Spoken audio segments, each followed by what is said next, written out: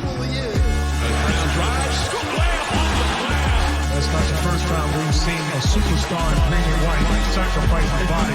Garnett knocked away.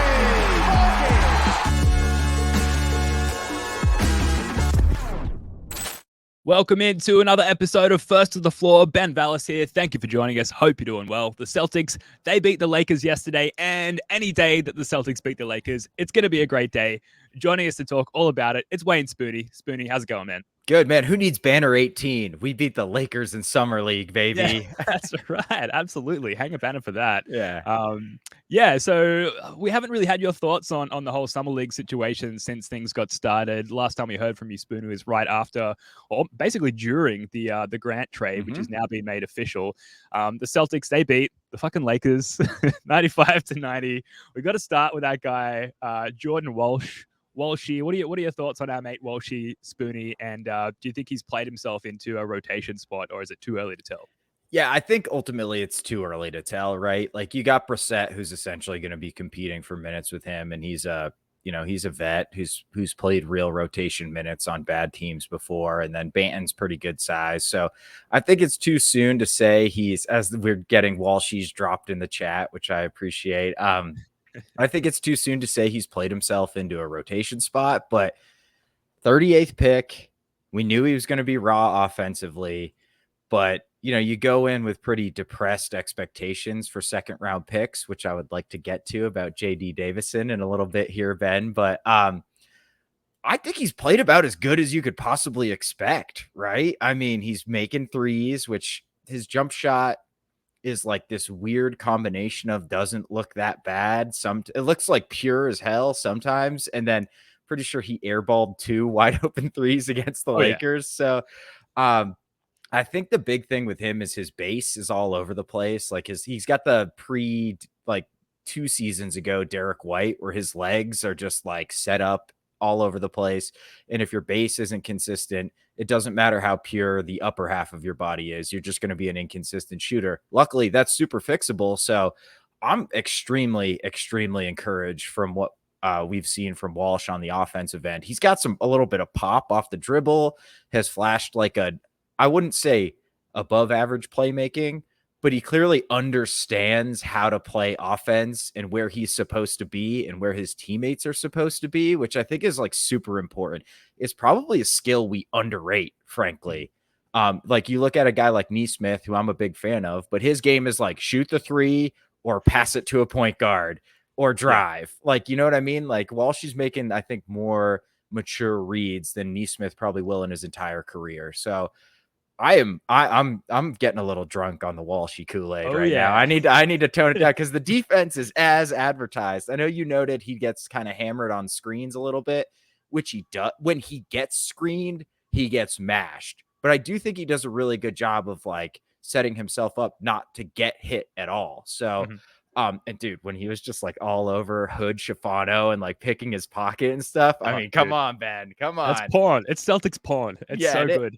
Yeah, I love his mentality and his approach to the game. And he got interviewed during the game, I think, against the Lakers, and it just gave us a bit more of an insight into his mental approach to the game. And he's clearly like so aligned with the team's goals, which is like enhancing the life of the Jays and the playing time of the Jays. And he talked about like it's not about himself; it's about like giving the team the best advantage possible to win the game. And he clearly came out in the second half, particularly to begin the third quarter, with that mentality. And I love like we don't need any stars. We just need like really finely tuned, sort of encouraged role players. And like he's clearly like he's the 38th pick. He knows where he stands in the NBA food chain. And it's like game 3 of Summer League, and he's all about that life. I love to see it. So I'm drinking the Kool-Aid as well. I am drunk on the Kool-Aid. That is how I'm living my life right now. I'm very happy that way. Yeah, I'm just looking at his stats now, like 25 points, only 2 turnovers, which is pretty good. 10 of 20 from the field. He's flashed a bit of a mid-range game as well, like coming off that pick and pulling up at around the nail and popping that shot. He's hit a couple of those as well. So that and the playmaking, like you mentioned, Spoony, like when you don't expect to see those things, and then you see them, it's all about how it's relative to expectations. To see that in these first few games here as a Celtic, albeit in Summer League, very impressive. And Agreed. And when he's looked bad, it's on stuff he's never going to be asked to do. Like sometimes he'll look bad, like running a high pick and roll as like the primary ball handler. Like, okay, like Jason Tatum's going to be out there. Derek White's going to be out there. Malcolm Brogdon's going to be out there. Like he's never, ever, ever going to be asked to do that. But when he's asked to spot up, shoot a corner three, or drive a closeout and make the right play, he's looking pretty solid at doing it. Obviously, it's summer league. We know it's summer league. Like we know there's nothing, there's nothing else to get excited about, right? So you're muted, Ben. You're muted. Whoops. I said it's all we have. Yeah, exactly. That and my technical mistakes while doing a live podcast. It's all we have. And so it's what we're going to get excited about. Yeah. There was a question in the chat from, this is my Nuggets mate, Dice, who's making an appearance here. Spoonie, are you willing to recant your MPJ slander? Okay, so my take on MPJ was always that, like, I don't think he can be the third best player on a championship team. He wasn't. Aaron Gordon was their third best player, and I think you could argue Bruce Brown might have been their fourth best player. So congratulations, MPJ. You're an average starter who's great offensively and bad defensively. The slander is correct in this instance. Like, I understand he's a great offensive player, but I just didn't think, like, if he's your primary wing defender, you're going to go very far. And neither did the Nuggets because they got two guys to defend on the wing for him. So no, I will not, Dice. It's not even slanderous. It's factual. Shout out to everyone in the chat. We love the comments. We love responding to them. Okay, so Jordan Walsh, I think we've done enough on him over 2 podcasts now with very small sample size. Who else do you like on this summer league roster? All right. First of all, Ben, there was some serious JD Davison slander on this last podcast. 11 turnovers. What was I going to do? I had to do it. I know. I actually think your analysis of like how he's been playing is right in that, like, he's shown some things. Like, I think the playmaking has been like really impressive at times, like setting guys up with the dribble, passing dudes open. Defensively, I think he's been kind of fine. I mean, he got beat once in a while, quick hands, that's sort of what we expected. The size lets him down once in a while. But the one thing I want to address, right, is you were like, my expectations were much higher for him. Mm-hmm. Okay. They're good. I want to go through the history of the 53rd pick. Okay. The best player at 53 by far, and it is not close, is Rasul Butler. After that, it was not bad. He was a solid role player in his day.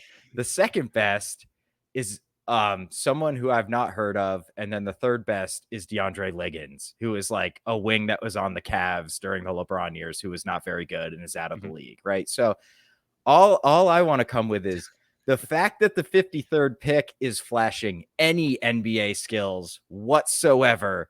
We should be pretty hyped about that. So I want you to, this is the first time I've really ever seen you not just chug the green cooler, like 11 turnovers. Like, hey, a couple of those weren't his fault. Like one time he got trapped, he dumped it to Udoka Azubuike, who had his back turned to him for some reason. Like, so he's going to turn it over. He's not NBA ready. Absolutely not. But let's come on, lower those expectations just a little bit and enjoy the good, Ben. Yeah, I mean, I think I did add the caveat amongst all that criticism that he is sharing the court with 4 guys who essentially have no idea what they're doing, and that would contribute. That's what I blame when I had turned the ball over 5 or more times in a game. Same. These guys have suck. No idea what they're doing. So there is that known caveat. And then I guess more recently and more importantly, like he completely turned it around in the game against the Lakers yesterday. 1 turnover. Real floor general vibes, and we were just bigging up Walshy for his play, but JD Davison did sort of seem like a leader out there on the court, and that's more aligned with my expectations of him relative to like the standard that we would typically see in the summer league. And I guess that's where my heightened expectations came from for JD's perspective. Like he's got a lot more experience than the majority of the guys out there on the court. So I do expect a little bit more from him, at least within the confines and the standards set by summer league. And he displayed that yesterday. So I don't know. I feel a little bit vindicated. Like I was right to have those expectations of him because he held himself to them yesterday. Yeah, I mean, this is a little bit tongue in cheek because I'm a big JD guy, so I gotta fight for the brand a little bit. So no, I'm with you. I wonder if and this is the first we saw Dalano Banton. I wonder if having another ball handler out there took some of the pressure off him, feeling like he had to create absolutely everything, because he really did those first 2 games. I mean, if he didn't have the ball in his hands, that offense was looking real stalled out and there was not a lot going on. So I thought Banton kind of had a mixed game, I thought. What did you think about D Banton's game? I think he came out and splashed like his first 3-point attempt, which was not super wide open. And I'm thinking, here we go, Brad Stevens, he's done it again. And then ultimately went what like 3 of 17 from the floor or something, something close to that. 3 of 19. Not good. No. But I felt like 6 assists. I thought he had some playmaking chops that he put on display. I really liked his ability to get to the rim. I thought once he came off a pick, he had a really good ability to get downhill. Execution and decision making from that point, questionable, but a nice foundation from which to work with there. What did you think of Banton? Yeah, I'm with you. There's something really fun about like a 6'7" guy who can handle the ball like that. Like that's the type of player I always tried to make in like NBA 2K and stuff. Is like, I'm gonna be a point forward, and he really is pretty slick with the handle for that size. I mean, he was kind of blowing by people. That's why it's disappointing he couldn't score, because he was getting into the lane at will. I wonder if we see when he's up with the big team, like, you're probably a lot more likely to kick it out to Jason Tatum and Jaylen Brown when you get into the lane than you are to Justin Bean, some dude Baldwin, who apparently is on the summer league team, had not seen him previously. So I wonder if he was just like, he was definitely chucking a little bit. He had a couple like fadeaway pull up 2s where it's just like, dude, that is completely the wrong play. But he seemed like a little bit too good to be there. And that was like, made him look worse than he actually is, I think, maybe a little bit. Yeah. And defensively, I think he held up really nicely as well. Not that, again, like talking about the standard of summer league, not that like anyone's going at him with any particularly high skill set, although the Lakers, they do have a couple of nice prospects, young prospects on their roster, but defensively, I think is where like his bread will be buttered and where he'll find playing time for the Celtics this season if he does at all. So to see that as advertised, I think was pretty impressive. Who else? I think we haven't had the opportunity to hear the Spoonie take on Jay Scrubb, who has probably been one of, if not the most impressive prospect on the Celtics Summer League roster. Yeah. So when I was on with Jake, I went out on a limb and I was like, look for Jay. I've been a Jay Scrubb guy since the draft, man. I'm telling you, he is explosive to the rim. That dude's first step is lightning.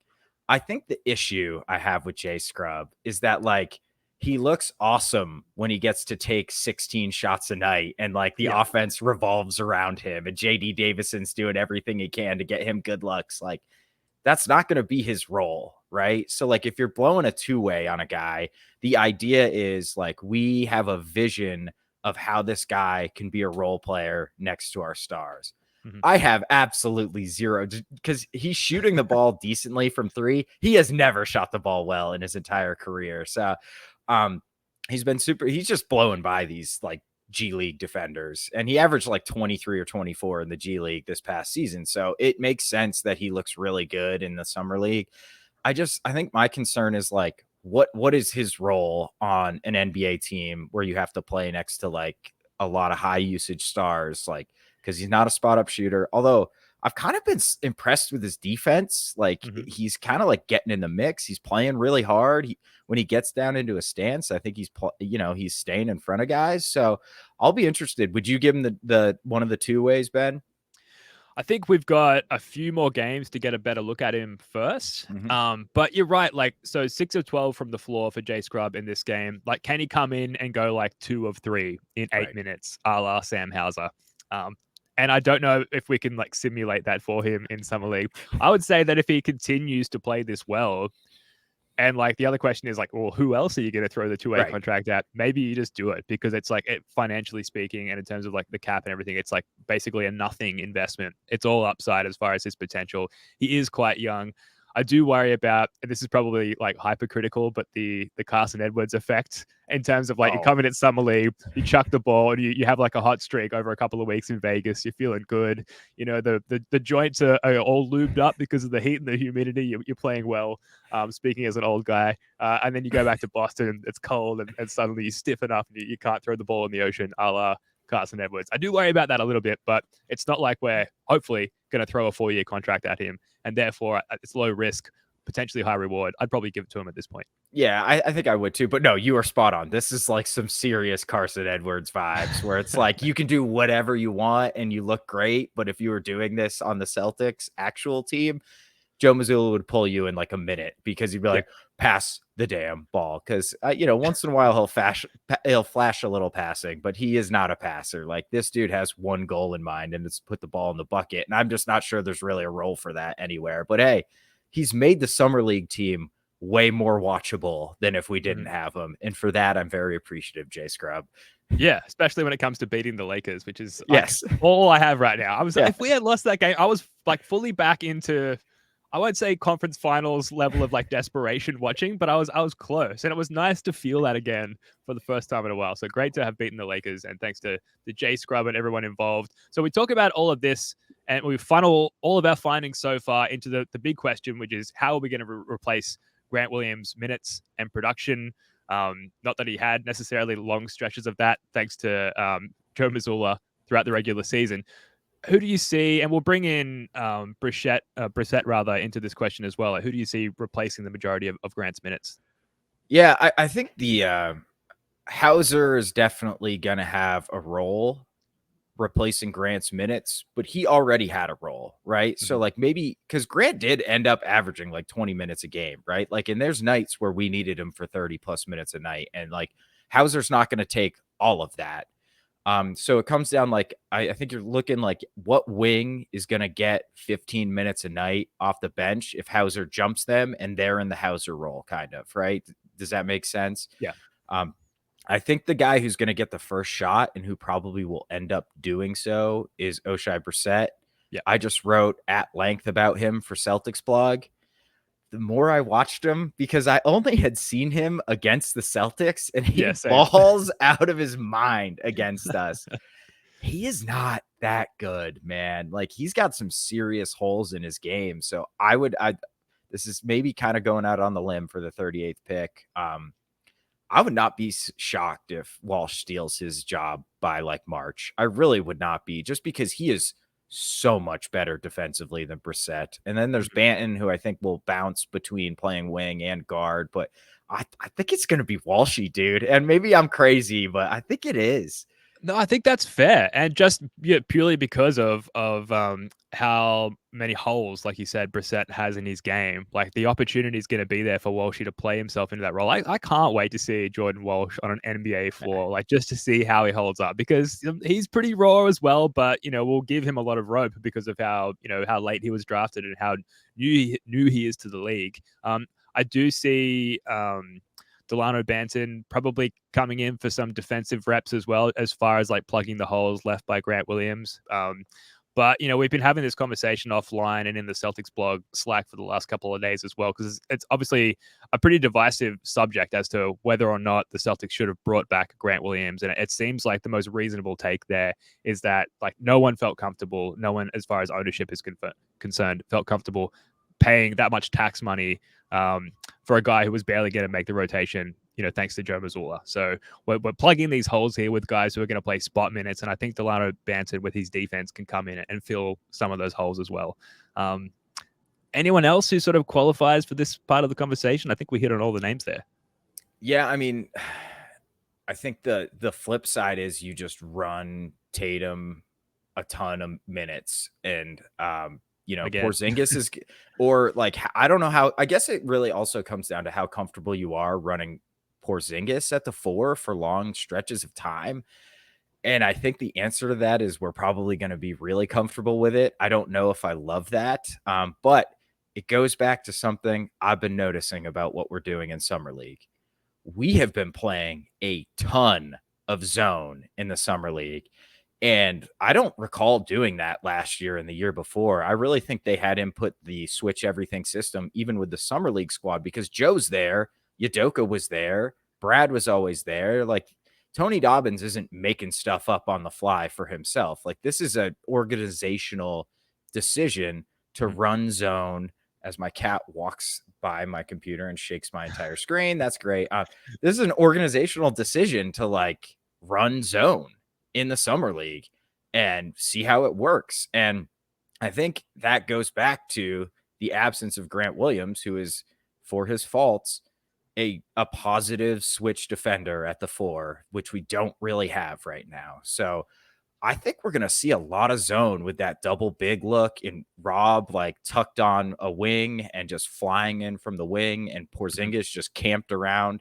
And it's about time, right? Yeah. Like, it's about time we're the ones running zone. Am I crazy? We've been losing to the zone for feels like centuries now. Yeah. So to finally bring it in for ourselves is really nice. And I also felt like, and correct me if I'm wrong here, they were mixing it up, a la the Miami Heat, where they were in 2-3, then the Lakers would come down the court and suddenly they were in like 2-1-2, or what do you call it, like a diamond zone. It felt like they were actually mixing up the zone formations as well, which for a bunch of summer league scrubs is pretty impressive. So I look forward to them implementing that. I feel like from like holding up physically during the regular season, playing more zone sort of feeds into that as well. Like, it's a little bit less tenacious and demanding on the body, playing and guarding your yard rather than like chasing guys off screens and things like that. And it really feeds into the I'll say it, the dimensions of Kristaps Porzingis as far as how he can contribute to a zone defense as well. So very exciting. Hopefully it's an indication of what's to come there. We do have to mention our sponsor. The First of the Floor podcast is brought to you by FanDuel. Baseball season is in full swing, and there's no better place to get in on the action than FanDuel, America's #1 sportsbook, because right now new customers get a no-sweat first bet up to $1,000. That's up to $1,000 back in bonus bets if your first bet doesn't win. Just go to FanDuel.com/Boston to join today. With FanDuel, Spoonie, you can bet on the Summer League. I had the Cavs at +300 to win it all a couple of days ago. And as far as I know, they haven't joined the like growing party of teams to like rest their marquee players. Yeah. What have you got in terms of a sample bet for the Summer League with FanDuel? Okay. Late night game, right? T-Wolves, Kings, those tend to be kind of high scoring. They have some fun players on their Summer League teams. The over is at 183.5, even money, essentially -110. Hit the over, late night game, cheer for points. It's the best way to watch a neutral basketball game. Over T-Wolves Kings this evening at 9 p.m. I am going to get on that. Sounds like a hot tip. Gamble responsibly. Yes, good of course. Stuff. All right. Shout out to FanDuel and CLNS. Last thing that we'll wrap up on here. It's going to be a shorter podcast. The Jaylen Brown situation, where every day I wake up, because the news obviously breaks overnight here in Australia. You wake up to what has, or in this case, hasn't happened. And there's a cumulative exponentially increasing level of like shock and worry that I wake up with every day when I wake up to the news having not broken that Jaylen Brown has signed his contract extension. And Brad Stevens joined the commentary team during the second quarter of last night's game. And we've got a couple of quotes here. So, quote, "I can't really talk about it, but it's been all good discussion," Brad Stevens said. Quote, "We want Jaylen to be here for a long, long time, and we've made that clear. We're looking forward to all sitting down." Like, why haven't you done that already, Brad? And we have time here. I probably shouldn't say anything else, but I feel optimistic, which is like classic Brad Stevens, like, nothing to see here. Stop asking me about this. I'm telling you nothing. We talked about it offline, Spoonie, and you said that you're not really concerned at all. So say more on that front. Okay. You've seen Good Will Hunting, right? Yes. Okay.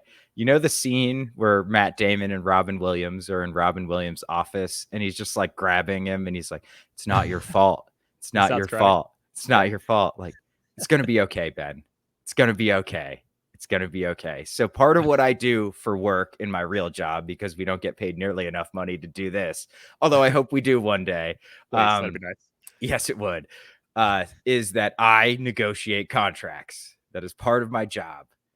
And it seems like these things should go quickly. And it's like, we're so close to being done. Why doesn't this just happen?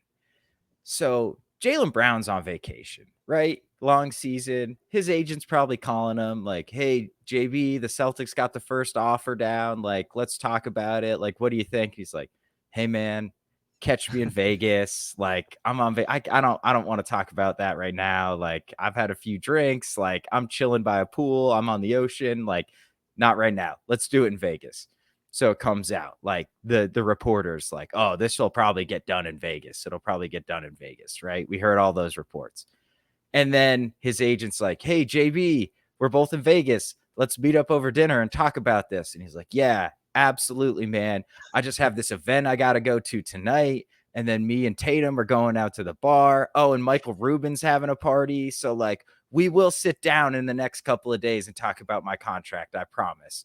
But we got plenty of time to sort this out, dude. Like, often these extensions are signed in like October. I think the deadline is November sometime. So like, there is plenty of time. And like, deadlines create action when it comes to negotiating contracts. And if you got a deadline in 3-4 months, there's no need to rush to get it done. And I guarantee you that is what's happening right now. And even Brad said, like, we're taking care of some stuff before, that becomes our number one priority, but we're confident essentially it's going to happen. And we want him here long term. Like, he's not going to turn it down. He will not turn it down. So it's going to happen. It's just like, this is the nature of like agreeing to contracts and getting your clients to actually listen to you and sit down and discuss it. It's hard work.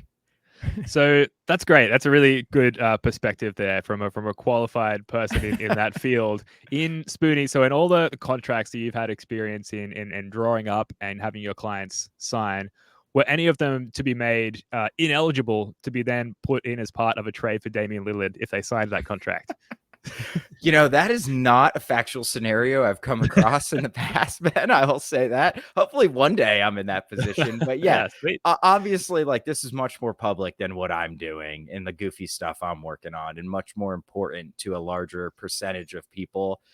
But to Jaylen, he's probably thinking like, I'm going to get paid. Like, it's going to happen. Like, I will, when I'm on my own time, ready to sit down and discuss it, I will. He's not thinking about us freaking out every time we wake up in Sydney, Australia, and are like concerned he hasn't signed it yet. Like, that's the furthest thing from his mind. So like, it's going to happen.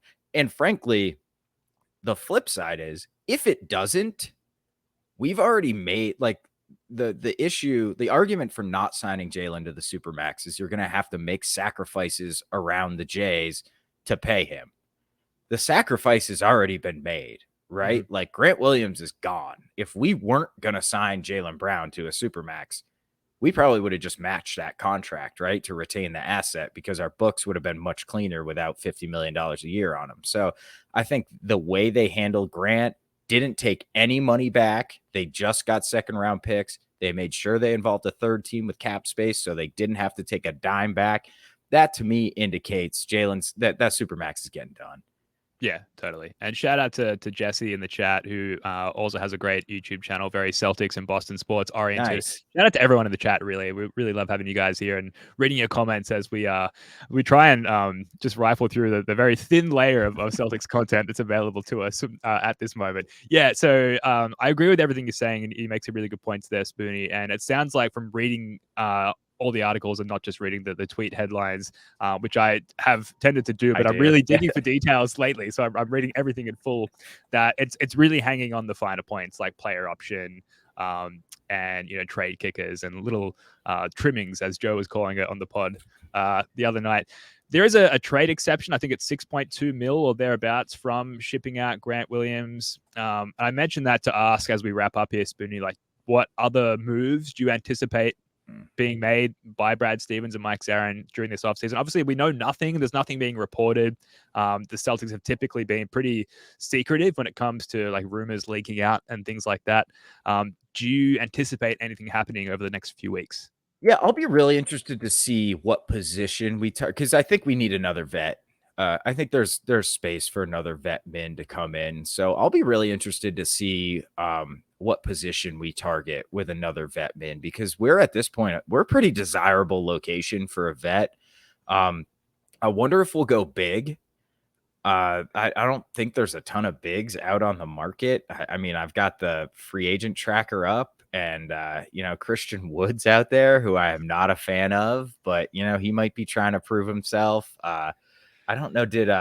I think Bismack Biyombo is available. I don't know. Yeah, I think these are the types of names we're probably looking at. So, I think Willie Hernan Gomez might still be around, who would be a guy I'd actually be interested. Age appropriate, has flashed a little bit on the Pelicans. So I think we'll probably go big. Banton seems to be kind of the deep bench ball handler. Brissett the wing, and then I think we're due for a big. Although Corn Dog's probably better than all these guys, right? I think so. Yeah. And then you add the, in lieu of Blake Griffin re-signing, like just the pure locker room vibes. We need to keep that guy around. Yeah, I'm surprised we're not bringing Blake back, actually. Yeah, I'd heard murmurs that he's like maybe considering retirement. Maybe it's not necessarily locked in that he's even going to come back anywhere next year. I'd like to think that we'd be his default destination if he does. For the vibes, if nothing else, and like just the taste, the chance of a spicy Blake Griffin dunk anytime he's on the court, right? He wasn't bad. He was not bad. He was good. Yeah. I think he had a couple of good moments during the Hawks series as well. Yeah. And one really questionable moment as well, but I'll put that on Joe, not on Blake. But he's been great. Do you find yourself, because I find myself wondering this when I wake up to the added disappointment that we haven't re-signed Jaylen Brown yet, the hope that maybe they'll divide Malcolm Brogdon's larger contract into two pieces, making about 10 mil per, or because it kind of feels like as the dust settles on the offseason, that's sort of becoming less and less likely. I don't think I actually think at this point we kind of need Brogdon, because if you turn Brogdon into a worse ball handler, you are really thin on ball handlers at that point, right? Because like Derek White, for all his greatness, is not really a primary ball handler. Like a lot of that load's he can do it. He can do it next to Tatum, that's for sure. But like, are you gonna get a player better than Brogdon?